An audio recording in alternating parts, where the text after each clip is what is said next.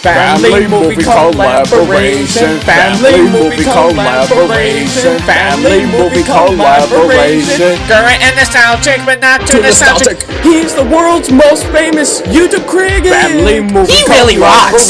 He's a critic in a nutshell, but not one bit. Hey, go screw yourself. When family movies attack, if some are good, he'll hit them back. Family movie collaboration. Family movie collaboration. Fluttershy Plushie taught him to be goofy. She's a radical plushie. It's just so cool to review family movies. Plain still sucks. And that's really all that there is. What you're hearing now are Philly lyrics. Family movie collaboration. Family movie collaboration. Family movie collaboration. Current and nostalgic, but not too nostalgic. Hello and welcome to Family Movie Collaboration, the show where I review family movies both current and nostalgic, but not too nostalgic. Guess what? We're still in Autism Awareness Month.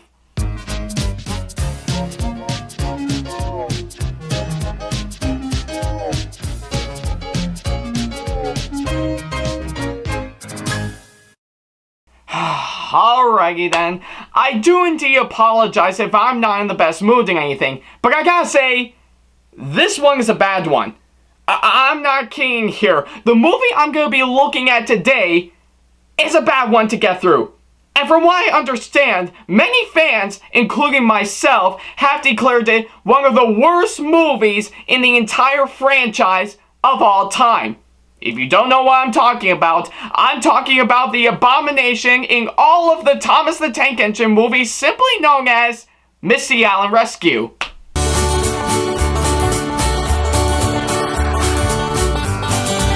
Yes, folks, we've hit a bad one for this month, and keeping with Autism Awareness Month, I have to take a look at this one. As I stated before, many Thomas the Tank Engine fans have declared it one of the worst movies in the entire franchise of all time, being out calling all engines big time, and for good freaking reason. After the mass success of the last special that came before Hero of the Rails, with everyone's reaction of, it led to creating another special the following year. This was around the time animation company in charge of the CGI animation for both the movies and the show, Nitrogen Studios, were continuing their work for it before Arc Animation stepped in with some much better specials years later. Not to mention that the crowning moment of terribleness went to the head of the show around that time, Sharon Miller. Now don't get me wrong, I know she's a nice lady and is still working on the show as a voice director based on my research, but her writing credit on the show has seriously tanked a whole lot, with seasons 13 through 16 being at the top of her resume. And nowhere isn't that more painfully obvious when she wrote this piece of crap. Now I know what you guys are thinking, how bad could it possibly be? Well, I might as well watch to find out. So, let's see if all the fans' complaints is warranted. Let's take a look at Misty Allen Rescue. So after the intro, which sounds like a Pirates of the Caribbean knockoff attraction that you pass by and going, meh, we start off our film with our opening narration by good old Michael Brannon. There are places and faces that are old and new. There are rivers and railways and much, much more. All on the island of Sodor. We felt the need to remind all of you about that, just in case you completely forgot about the last movies and specials. A brand new search and rescue center was being built.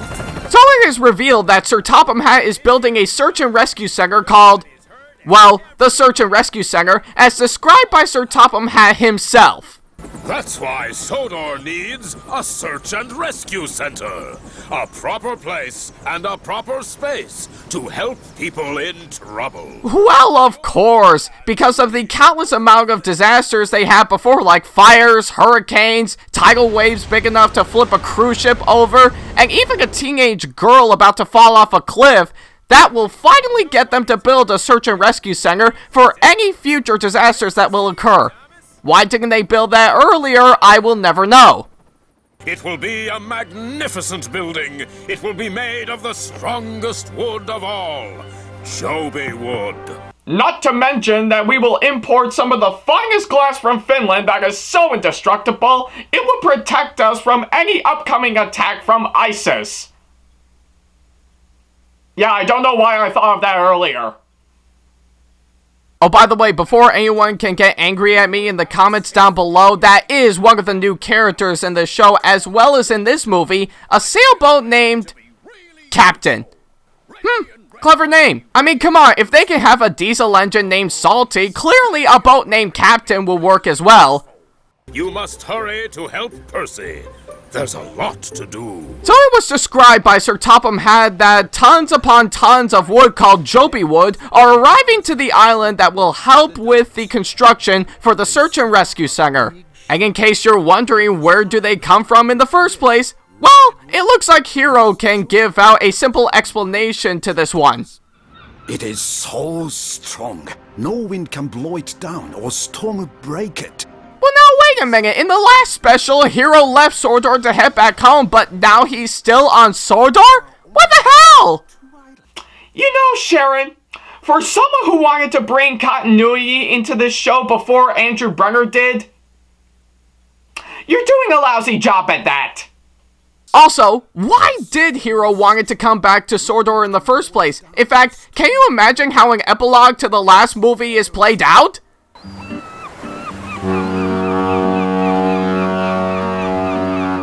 Finally, I'm home! Oh, I can't wait to see what I missed after so long!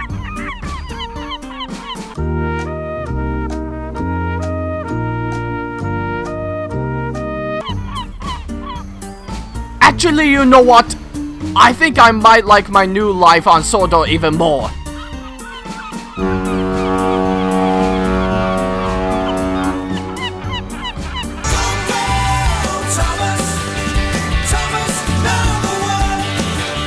So as Thomas wonders to himself if he would be the one of the engines to take the Joby wood to the search and rescue center, Diesel arrived a little bit concerned on why he wouldn't take the wood instead. What about me, Thomas? I'm a really useful engine too. I'm sure Sir Topham Hatt means a really useful steamy. You'll never be that. Besides, you've already caused enough trouble in like, what, 4 episodes from the earlier seasons? Trust me, with that, I don't think Sir Topham Hatt wouldn't want the Joby wood to be carried by a cardboard box painted black on wheels. Unless you ruin Madonna's career. Trust me, Hasbro already did that for you. I'll shunt these logs to the rescue center. Then Sir Topham Hatt will see how special I am. So, seeing of how one dumb ape isn't enough for a Thomas movie, Diesel ended up taking the Joby wood to the search and rescue center.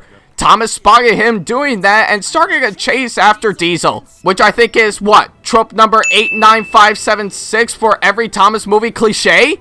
Or was it for a Michael Bay movie? No, that was it. His firebox flared and his boiler bubbled. Stop, Diesel! Stop! Don't make me yell at you some more, Diesel! So Diesel ended up taking a track up the hill, not realizing the bridge is unfinished, only resulting in not only all of the Joby wood falling into the ocean, but also ended up Diesel hanging over the edge. His front wheels wobbled and wiggled in the air. His back wheels were grating and grinding to stay on the track. Unless we wanted to recreate the waterfall scene from The Emperor's New Groove. So Thomas managed to come in just in time and save Diesel's life, which not only pleased the other engines, even Sir Topham Hatt, but also resulted in the construction of the search and rescue center being postponed. Which means only one thing. But you, Thomas, have a special reward. You will visit the Search and Rescue Center on the mainland. Why, yes! Because the amount of times Thomas has saved everyone before this event, clearly he deserves such a reward like this. I was also thinking of having him take a trip to Paris for his vacation to make even the Smurfs jealous, but a trip to the Search and Rescue Center on the main line works too. Oh, Sir Topham Hatt, you're an incredible man for doing so. Nice of you. Wow, that was a really rushed scene. The next morning, everyone came to see Thomas go off on a boat to the main line, and they even have the courtesy of bringing Spencer along as well. Why, I have no idea. But just as Thomas is about to set off, Salty comes in and tells all the engines about an island called Misty Island. Misty Island is a small island. It's not far away, but it is always covered in mist. Not to be confused with that other island that is covered in fog. Some say there are strange engines that live there, but no one has ever seen them. Not that I've heard of. Unless someone is kind enough to make a prequel off of this piece of crap. So Thomas finally sets off to the main line on board a raft, which just so happens to be attached to the boat. You figure that one out. As night fell and the mist started to rise. In fact, I can't imagine anything going wrong out here. Yeah, turns out something goes wrong as the chain attached to the raft breaks apart, leaving Thomas adrift, causing him to land onto an unknown island the next morning. Pretty convenient.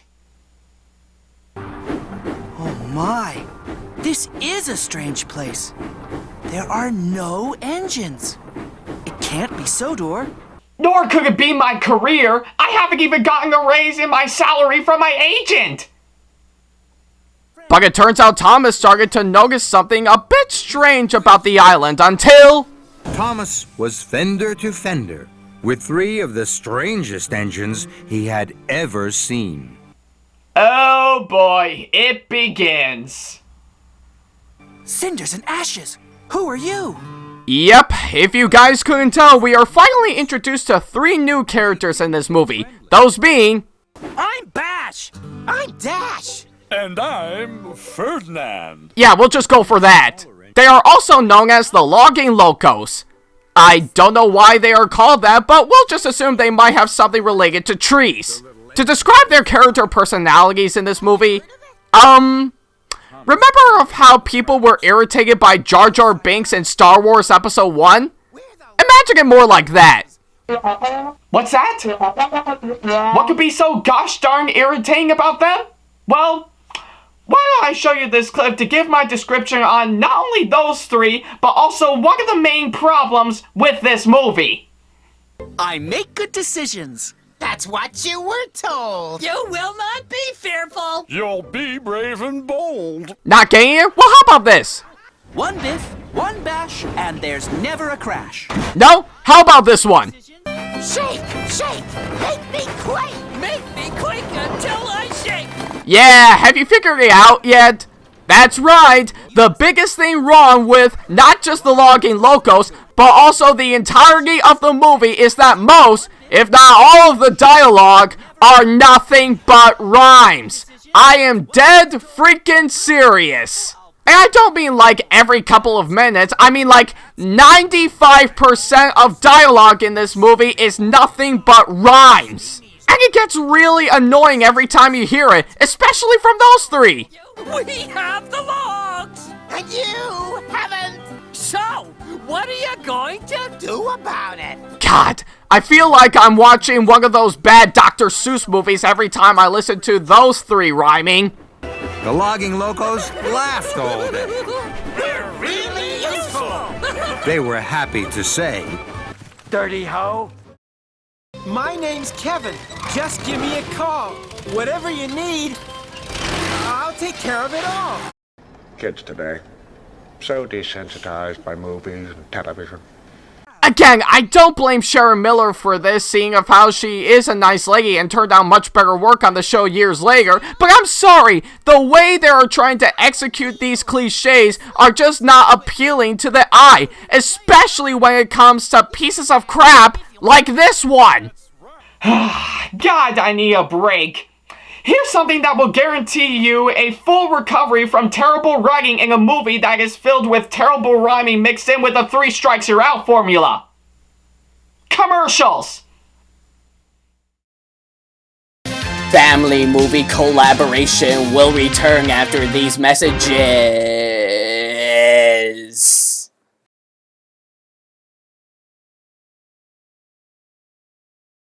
We now return to family movie collaboration. So the news of Thomas's disappearance has reached out to Sir Topham Hatt and has officially started a search party to find Thomas. Meanwhile, the Locking Locos decided to show Thomas the ropes around where they worked, but beforehand, we do get this scene of Thomas puffing by a tunnel in the form of a knocked down tree. Okay, I have to admit, that's a pretty cool scene. As they decided to cross a shaky bridge in which is good enough to get the merchandising of the movie going for ya. This bridge is not safe. You must not use it. You know what? I have to side with Thomas on this one. In fact, the more I think about it, how coming anything Thomas related that it has to feature a dangerous bridge? Do they follow through anything? In fact, every time I watched this scene, I kept thinking that the bridge would collapse at any time just to kill off our main characters. But I digress. Of course, seeing of how this is a kid's movie, Thomas does make it across just fine until he finds an old crane in which they call Old Wheezy the log loader. Yeah, we'll go for that. As it keeps on throwing around Jopie wood all over the place. And threw Thomas's flatbed into the logging pond.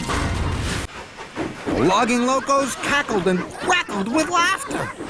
Because, hey, if that can get our annoying 3 drafts of Olaf from Frozen laughing, clearly it'll get the kids laughing as well. We just wanted to see if we can outlaugh Adam Sandler at his own game. Meanwhile, we cut back to everyone on Sordor who are still looking for Thomas, but apparently there's no such luck. Sir, I still can't see Thomas. I mean, I've checked every single part of the island, including some areas that won't exist until after this movie comes out, but I still can't find him. Not to mention, there's this one scene where Sir Topham Hatt is planning on putting an office in which was an old tunnel. Gee, I sure hope it won't come in handy by the time the movie is over. You'll be sorry! So after an incredibly long montage cut in between everyone on Sordor looking for Thomas, they finally got all the Jopie wood loaded up and ready to go, until the Logging Locos spilled out one bit of detail that Thomas didn't know. We could wait for a boat, or we could try the tunnel. Thomas's boiler bubbled. A tunnel? You didn't tell me there was a tunnel? And gee, why I didn't take that earlier when I got onto this island, I will never know. But if you think that wasn't easy to figure out on the spot, it turns out there's a reason why the Logging Locos wouldn't travel far away to Sordor. we can't work this hard. We'll run out of oil. Really? They can't go anywhere beyond Misty Island because they fear they will run out of oil? I'm sorry, what? I mean, come on, they are steam engines and they run on water and coal, and on the other hand, there's diesel and they run on oil and fuel, so if anything, how does that make any sense?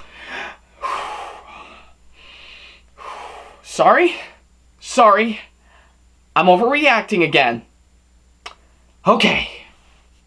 So after they tell Thomas about the whole... you know what? They do eventually make it to the tunnel and went inside, but just when it looks like they are halfway there... Cinders and ashes! What's this? The track ahead was blocked. Oh, is that the reason why nobody used the tunnel for so long? Well, gee, I sure hope nothing bad happens to them. Oh, what a shock! Something bad happens to them! Of course you can! 1, 2, 3, now! So they tried to push all of the rubble out of the way, but sadly, there's no such luck. The Logging Locos tried to make Thomas feel better until, believe it or not, more debris fell apart, revealing sunlight. So, what are they gonna do now? Well, it turns out Thomas, with all of his puff left, sets out a distress signal through the hole in the ceiling of the tunnel, which, believe it or not, got the attention from Percy, which just so happens to be right across the island. Percy then tells Sir Topham Hatt about where Thomas is, and not only sets out Percy and Wit through the tunnel to find them, but also sets out Gordon, Edward, and James on a boat towards Misty Island. Man, who would have thought 3 puffs of steam can really work as a distress signal? In fact, I wonder where to put it in some of the great distress signals of all time. a person shouting Mayday, fire with smoke, waving your arms up and down, SOS spelled in Morse code, 3 puffs of smoke from a steam engine. It's just pure gold. Meanwhile, we cut back to Thomas and the logging locos who are still in the tunnel waiting for help, as they, each and every one of them, try to cheer themselves up, egging everyone out. Also, and do you ever wonder how the logging locos got onto Misty Island in the first place? We were too wild on the mainland, so they sent us to Misty Island. Explained! We weren't really useful, but we were really funny. That's right. Oh yeah, I forgot to mention one thing. One of the logging locos, Ferdinand, kept on using his catchphrase, "That's right," throughout the entire movie. I'm not even kidding, it's like the one thing that he came up with since he was an infant. Even infants wouldn't come up with an annoying catchphrase like this.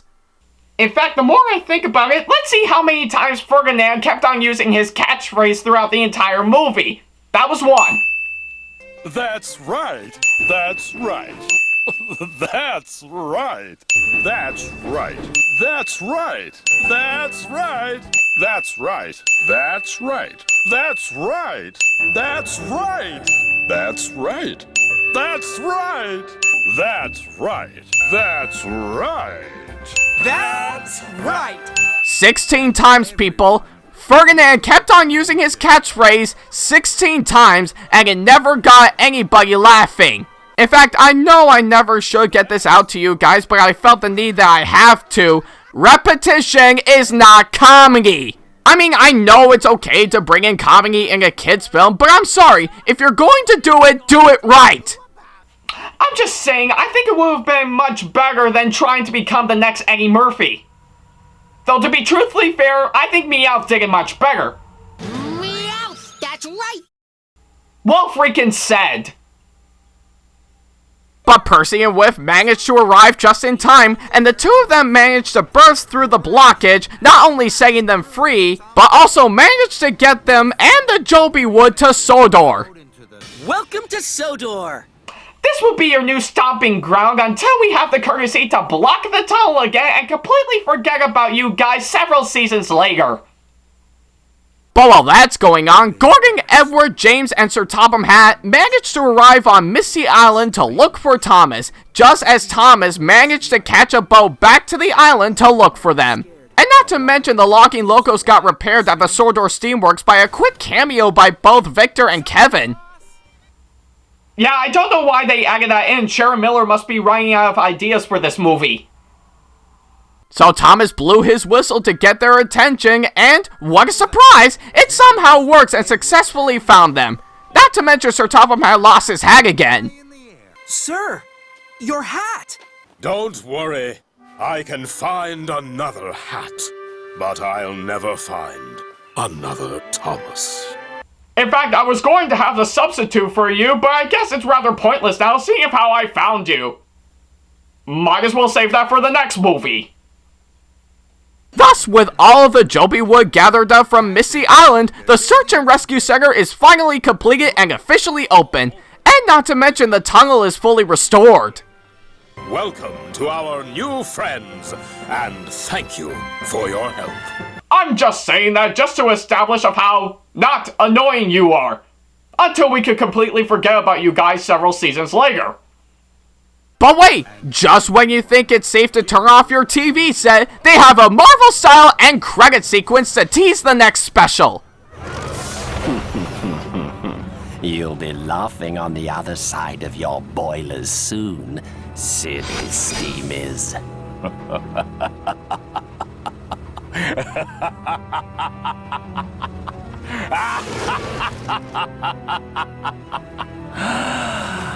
Yes. Well, that was a pretty decent cliffhanger to end this movie.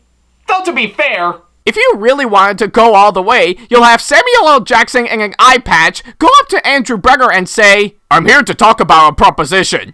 that would have been much better. But with that said, is it really the worst Thomas movie ever made? Well, yeah, but a little bit. I mean, sure, don't get me wrong, it is a bad movie, and I can fully understand why people prefer this as the worst Thomas movie ever made, being Out Calling All Engines, and I can see why. Most of the characters are incredibly annoying, the writing is sloppy, the acting is way too over the top, and it fails trying to openly expand on the entire universe outside of Sodor. But however, the animation is still pretty decent, and I have to admit, the idea of the Sodor Search and Rescue Center is pretty creative. But aside from that, it spirals into complete nonsense that makes me want to just bang my head with a frying pan. It's a terrible movie, hands down, no comparison. So, on the family movie collaboration number scale, I'm gonna give Misty Island Rescue a 3.5 out of 10. It does come close to be one of the worst movies I've ever seen, period, but it's still pretty bad from beginning to end, and as you can tell, this is something I will not be looking forward to seeing again anytime soon. But still, seeing of how it is a bad Thomas movie, then I think something has to be done with it.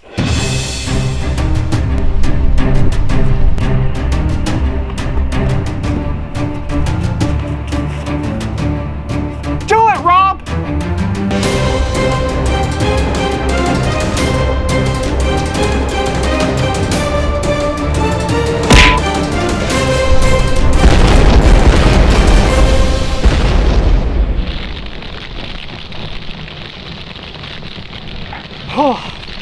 I'm actually TAC 4427, and Autism Awareness Month 2016 is almost over. Just one more movie to go. I can only hope the next one will be good. Family movie collaboration, family movie collaboration, family movie collaboration. Current and nostalgic, but not too nostalgic. He's the world's most famous YouTube critic. Family movie He really rocks. He's a critic in a nutshell, but not one bit. Hey, go screw yourself. When family movies attack, if some are good, he'll hit. That's right.